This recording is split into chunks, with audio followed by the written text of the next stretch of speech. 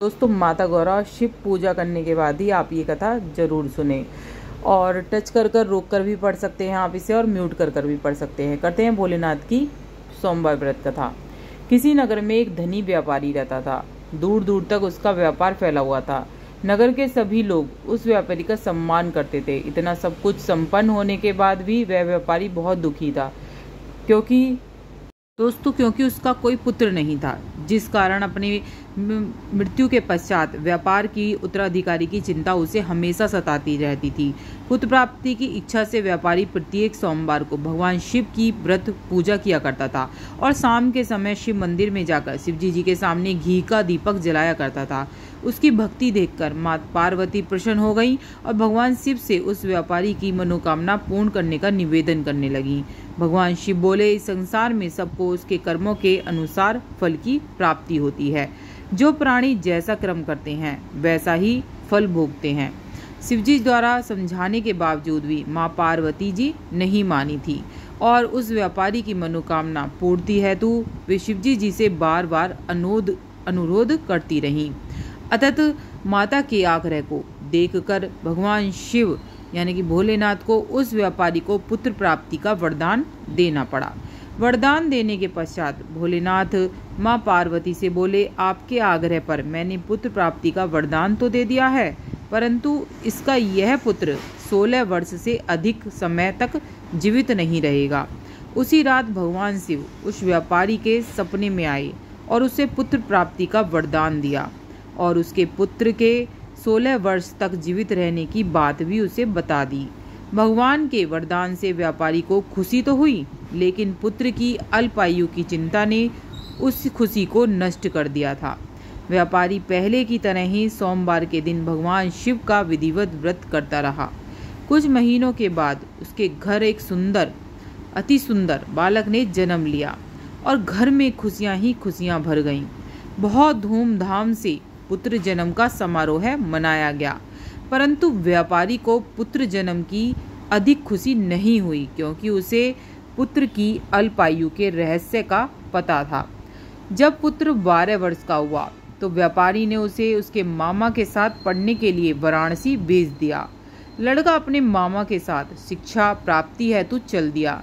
रास्ते में जहाँ भी मामा भांजे विश्राम हेतु रुकते वहीं यज्ञ करते और ब्राह्मणों को भोजन कराते। लंबी यात्रा के बाद मामा भांजे एक नगर में पहुंचे। उस दिन नगर के राजा की कन्या का विवाह था, जिस कारण पूरे नगर को सजाया गया था।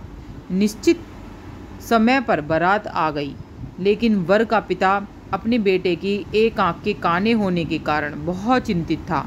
उसे भय था कि इस बात का पता चलने पर राजा विवाह से इनकार न कर दे, इससे उसकी बदनामी भी होगी। जब वर के पिता ने व्यापारी के पुत्र को देखा तो उसके मस्तिष्क में एक विचार आया। उसने सोचा, क्यों न लड़के को दूल्हा बनाकर राजकुमारी से विवाह करा दूं। विवाह के बाद इसको धन देकर विदा कर दूंगा और राजकुमारी को अपने नगर को ले जाऊंगा।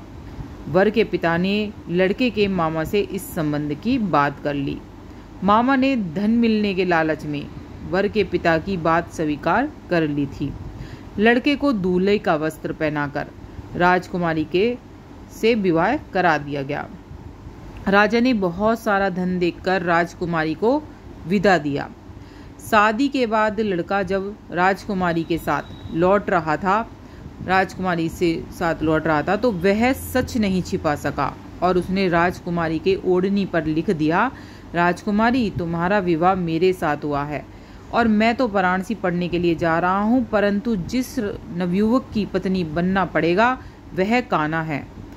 जब राजकुमारी ने अपनी ओढ़नी पर लिखा हुआ पढ़ा तो उसने काने लड़के के साथ जाने से इनकार कर दिया।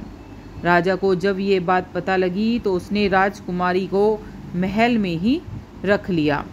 उधर लड़का अपने मामा के साथ वाराणसी पहुंच गया और गुरुकुल में पढ़ना उसने शुरू कर दिया।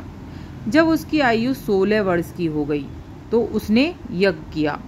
यज्ञ की समाप्ति पर ब्राह्मणों को भोजन भी कराया और खूब अन्न वस्त्र दान किए। रात को वह अपने शयन कक्ष में सो गया। शिव के वरदान के अनुसार शयनावस्था में ही उसके प्राण पखेरु उड़ गए। सूर्योदय पर मामा मृत भांजे को देखकर रोने पीटने लगा। आसपास के लोग भी एकत्रित होकर दुख प्रकट करने लगे। लड़के के मामा के रोने और विलाप करने के स्वर समीप से गुजरते हुए भगवान शिव और माता पार्वती जी ने सुन लिए। माता पार्वती ने भगवान से कहा, प्राणनाथ, मुझे इसके रोने के स्वर सहन नहीं हो रहे, आप इस व्यक्ति के कष्ट को अवश्य दूर करें। भगवान शिव ने माता पार्वती के साथ अदृश्य रूप में समीप जाकर देखा तो भोलेनाथ माता पार्वती से बोले, यह तो उसी व्यापारी का पुत्र है जिसे मैंने 16 वर्ष की आयु का वरदान दिया था। इसकी आयु पूरी हो गई है। माँ पार्वती ने फिर भगवान शिव से निवेदन कर उस बालक को जीवन देने का आग्रह किया। माता पार्वती के आग्रह करने पर भगवान शिव ने उस लड़के को जीवित होने का वरदान दे दिया। वो शिव शंकर भगवान की जय, बोल माता गौरा की जय। और कुछ ही पल में वह जीवित होकर उठ बैठा। शिक्षा समाप्त करके लड़का मामा के साथ अपने नगर की ओर चल दिया।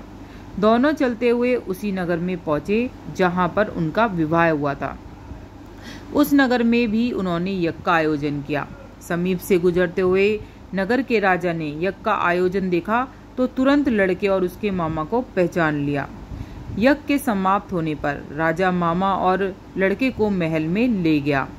कुछ दिन उन्हें महल में रखकर बहुत सा धन वस्त्र देकर राजकुमारी के साथ विदा कर दिया। इधर भूखे प्यासे रहकर व्यापारी उसकी पत्नी बेटे की प्रतीक्षा कर रहे थे। उन्होंने प्रतिज्ञा रखी थी, यदि उन्हें अपने बेटे की मृत्यु का समाचार मिला तो वे अपने प्राण त्याग देंगे। परंतु जैसे ही उसने बेटे के जीवित वापस लौटने का समाचार सुना तो वह बहुत प्रसन्न हुए।